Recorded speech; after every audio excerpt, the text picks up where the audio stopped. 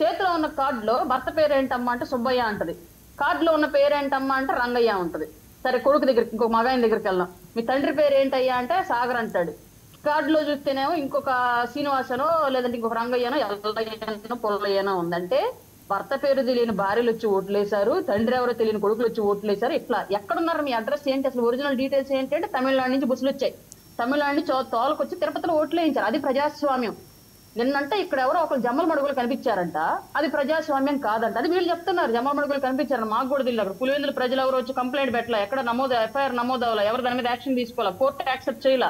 మరి ఇన్ని రకాలుగా అంత ప్రజాస్వామ్యబద్ధంగా వైసీపీ చేసినవన్నీ మర్చిపోయి నిన్న జరిగినటువంటి ప్రజాస్వామ్యబద్ధంగా జరిగినటువంటి ఎలక్షన్స్ ని నిన్నటి నుంచి అబ్బో గగ్గోలు పెట్టేస్తున్నారు సార్. గత 5 ఏళ్ల పాటు ప్రజాస్వామ్యబద్ధంగా పాలన కొనసాగించినటువంటి వైసీపీ పార్టీ వాళ్ళు 5 ఏళ్ల పాటు చేసింది ఏంటో ఒక్కసారి గుర్తు తెచ్చుకుని ఇంకోటి మర్చిపోయాం సార్. మనం అసలు ఎమ్మెల్సీ ఎలక్షన్స్ లో ఓటు